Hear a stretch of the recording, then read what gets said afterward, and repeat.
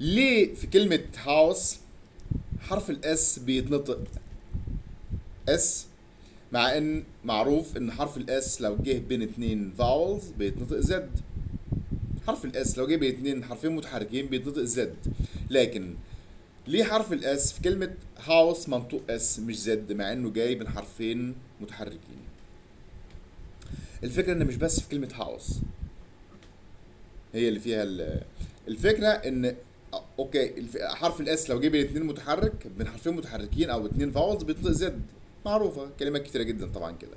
لكن الفكرة ان في الانجليش الكلمات كتير جدا من كلمات الانجليش بتدي فيرب وناون. نفس الكلمة بتدي فيرب وناون، بتدي اسم وفعل. زي مثلا كلمة work. work يعني شغل ومعناها برضو يشتغل. زي كلمة water بالمناسبة، كلمة water بتدي فيرب وناون.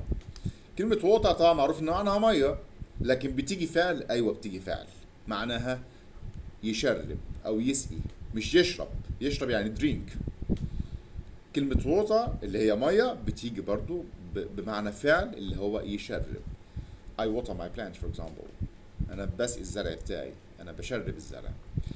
anyway، فإحنا كده فهمنا إن الكلمة في الإنجليش بتدي verb وناون. تقريبا معظم الأفعال ومعظم الأسماء فيها نفس الفكرة دي. مش كلها لكن معظمها بنسبة كبيرة جدا جدا جدا. طيب، فلو الكلمة فيها حرف اس بين اتنين فاول، زي مثلا كلمة يوز. يوز يعني يستخدم. يوز يعني يستخدم. يو اس اي، الاس بين اتنين فاول فمنطوقة زد زي كلمة يوز. خلاص احنا دلوقتي بنتكلم في ان الكلمة بتدي فيرب وناون، يبقى كلمة يوز معناها يستخدم لو جت فيرب، لكن لو جت ناون معناها استخدام. فلما بتكون الكلمة في الانجليش فيها حرف اس من اتنين فاول فهيتنطق زد مع الفيرب، لكن الاسم بيتنطق بالاس.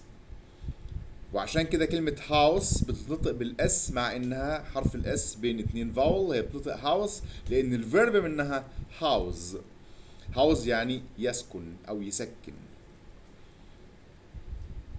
هاوز. فهاوس ده الفيرب لكن هاوس الاسم. طبعا طبعا كلمة هاوس مشهورة كهاوس كناون. ليه مش مشهورة كفيرب او الفيرب مش بيستخدم كتير؟ ليه؟ لان في افعال تانية بتساويه في المعنى، فالافعال التانية كثيرة الاستخدام لكن هو فيرب موجود طبعا، لكن قد يكون مش مستخدم كتير او مش مسموع كتير او كتير مننا ما سمعوش قبل كده، لان هو مش مستخدم كتير لان في افعال بتأدي نفس المعنى. فعشان كده هو مش مستخدم كتير لان في افعال بتساويه في المعنى تقريبا. فالكلام ده ينطبق على اي فيرب في الانجليش بيجي فيه حرف الاس بين اتنين متحرك. هيبقى الفيرب هيتنطق بالزد زي كلمة يوز، والناون هيبقى بالاس زي كلمة يوس. يعني كلمة يوس بالانجليش يعني استخدام، يوس. ونفس الكلام ينطبق مثلا على الفيرب زي promise. You promise me. You promise. You promise يعني هنا جاي فيرب طبعا promise، يوعد، يدي وعد يعني. promise. promise يعني يوعد، لكن promise بالاس يعني وعد. ففي expression طبعا معروف بالانجلش promise is promise. فلو سمعناها كده promise is promise ما نستغربش، الله هي ليه promise؟ هي مش promise. no، promise ده الفيرب، لكن promise is promise يعني الوعد وعد. فهنا جايه ايه؟ noun. and good luck.